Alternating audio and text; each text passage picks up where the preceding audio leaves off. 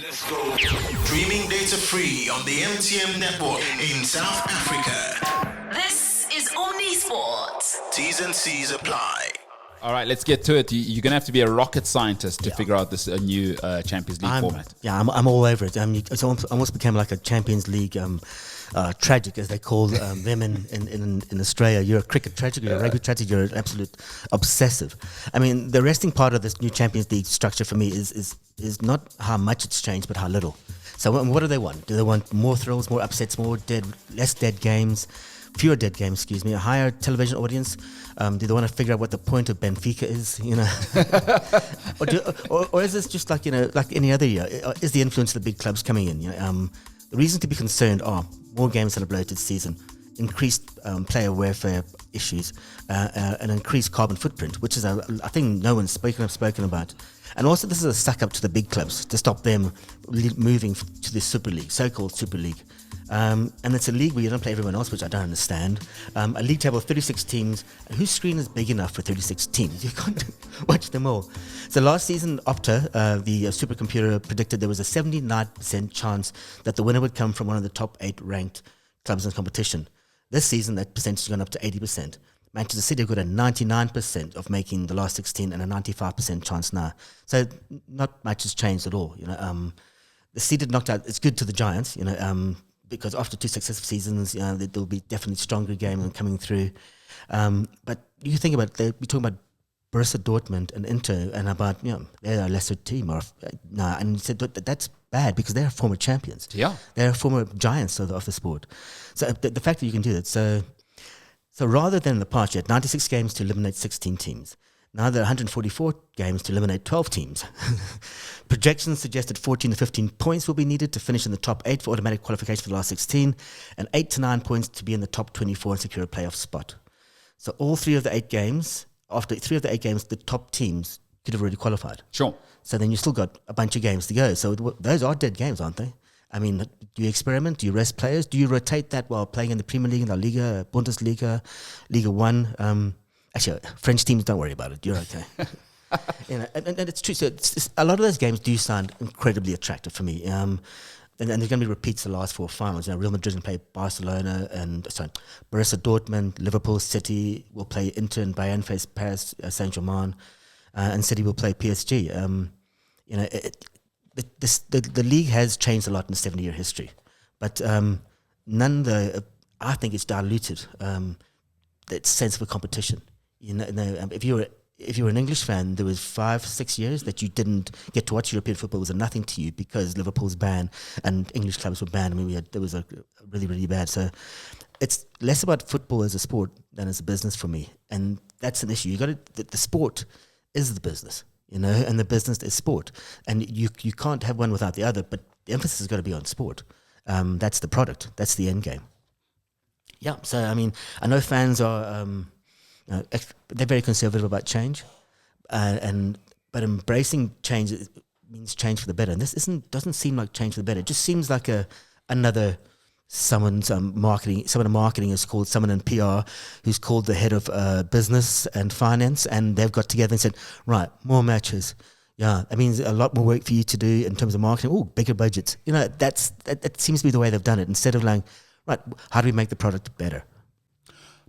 Football's a very unique thing. I'd like to think I'm about as hardcore a sports fan as you get. I love the NFL. I consume sport globally. I've focused my whole life on traveling to watch big sports events around the world, and I've always found our version of football to be the most unique. I would highly recommend a book to people called I forget what it's called. I'll talk about, but it's by Simon Critchley. And he talks about football so he's a very famous, famous by philosophical standards. He's a philosopher, but he's a big Liverpool fan.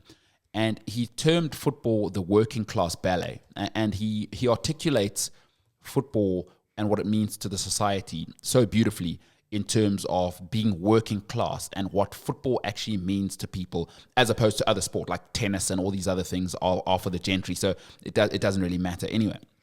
So when you start to apply these billionaires who just, again, all they care about, they do not care about the badge, they do not care about any of these things. All they care about is putting on the big marketing show and the dollars.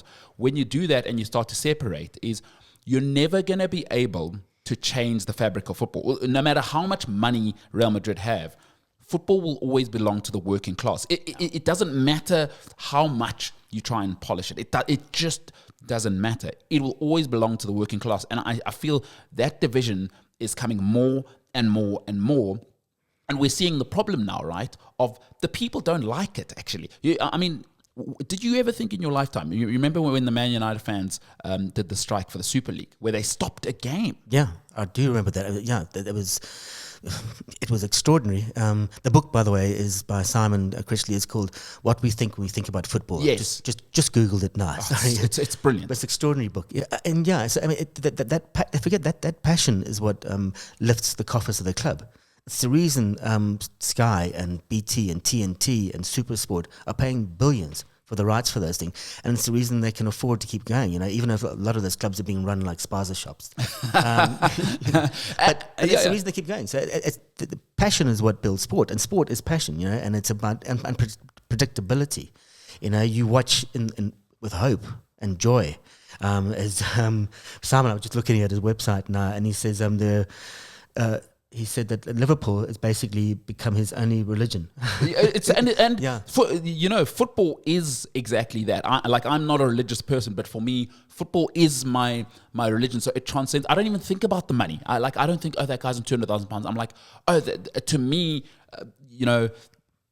like Didier Drogba was saint-like. Without being blasphemous, but that was my church. That is my place. That is my community. That is where I gather. That is where I get my sense of belonging. Like, I love football for all of these human things that it gives us. Once you start to add the money into it, it's interesting. But here's one fact of life, unfortunately or fortunately: billionaires will always get what they want, and what they want really is the NFL. What Perez and these guys want is a place where they are guaranteed basically £1 billion a year or whatever it may be, without being able to get relegated. And just because you said no to the Super League, it doesn't mean they weren't going to get their way. Because what you're seeing now is the Saudis are getting involved. And there's nothing FIFA can do to stop Perez talking to the Saudis. Because when the King's Cup is, I don't know if you remember 2 seasons ago, the Spanish King's Cup was in Saudi Arabia. There's nothing UEFA can do about that, and that must be driving those bureaucrats crazy, because they love control. And now the billionaires are in. There's no way to get them out. The UEFA doesn't know what to do with Perez and Roman Abramovich previously and Clear Lake at Chelsea. Like, what do you do to stop the billionaires? There's nothing UEFA. And then here's another problem. UEFA and FIFA aren't on the same page. Now what? And we saw it in the golf, right, Kev? Yeah. Is that the PGA and the players weren't on the same page. And what happened? The Saudi said, oh, great, let's get in there. There's a gap there. Let's go and start live. Not to start a new tour, is let's go and buy essentially the PGA or put pressure on them.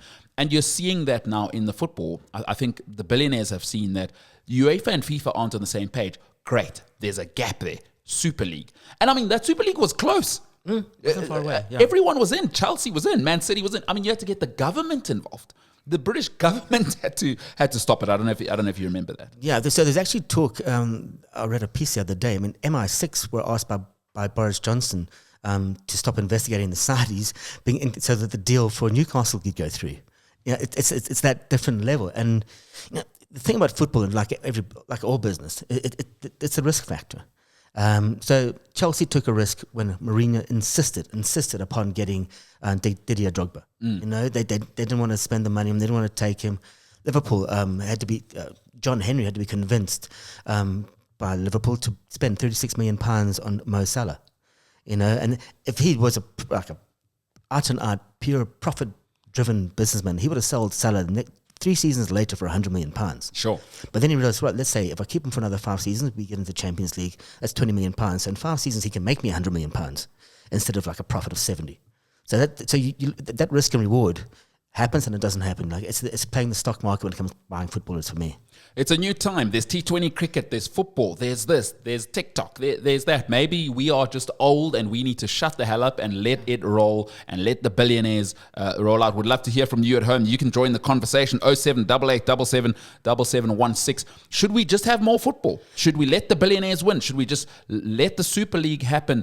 Please let us know. We'd love to hear from you. I need to tell you some bad news. Oh, no. The Guptas are in at Chelsea. Oh, you're joking. There's a guy called Sachin Gupta, which used to be the executive vice president of operations at the Minnesota Timberwolves, and he's just signed to leave the NBA and come to Chelsea. He's 42. He's been at the Timberwolves since 2021. And yeah, he assists in collective bargaining agreement and team analytics. Oh, God. The last time I put my faith or a Gupta was near anything I cared about, it wasn't good news. It wasn't good news. Who was it? Bell Pottinger. Yeah. They need to check out whether he's got any connections to Bell Pottinger. Otherwise, my club true. I mean, do Chelsea not have enough drama? Can I just have a one normal day with this football club? All right, Kev, here's what to look forward to tonight. Man City play Inter Milan in the UEFA Champions League. Orlando Pirates, obviously South Africa's biggest club. I don't really want to hear any feedback on that. The greatest club in South Africa. Play Chippa United. We open the league tonight against Chippa United. That'll be awesome. Now football's really back. Once Orlando Pirates are playing, then South Africa is right. Then South Africans That's are why happy. you like the black shirt for Liverpool. That's it. That's it. Sense now. Ezimnyama Ngenkani, Orlando Pirates will open that. So plenty of football on tonight. There's football. By the way, there's Champions League tonight. There's obviously Pirates tonight. There's football tomorrow. There's EFL Cup, the Championship. There's cricket later, South Africa playing Afghanistan. Oh, my. As the youth say, what a time to be alive. What a time to be alive. Let's answer our question of the day. The question here is, with 365 goals, who holds the record for top Bundesliga goal scorer of all time? The answer to that is Gerd Müller, outstanding player. He was my sort of era, like 74, 75, and he won the World Cup for Germany. Short, thick set, 5'9", had a great burst of pace, beautiful low center of gravity.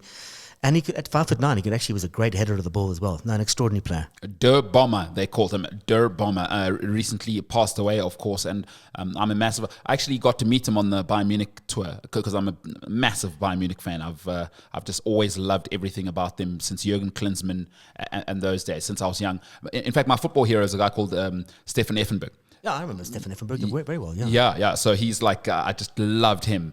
Sort of in the 90s, I was fortunate enough to go and watch a few games as a young child.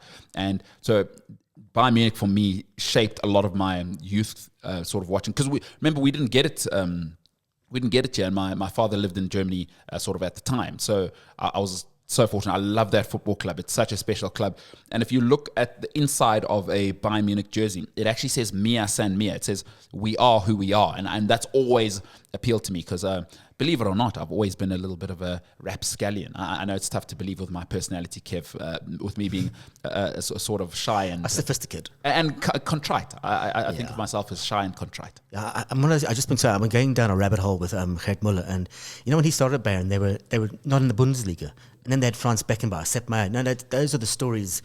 Those little rabbit hole stories just keep me going. Love to hear it. The answer to that, 365 goals, Gerd Müller, Der Bomber. What a player, 1 of 1. All right, a reminder of your chance to win your share of 50 grand's worth of cash and airtime prizes. Our show's special keyword is Emre. That is Unai Emre. It is Emre, E-M-E-R-Y. And listen next out to Projects and then to Onakosi, and they'll give you their keywords. Then send them to 0788777716. Collect them all and you can enter the Omnisport cash competition. Inter Milan play Man City tonight. What a time that's going to be. That's it for today's show. Join us for tomorrow as we bring you the greatest of sport from Africa and around the world. Listen live and on demand.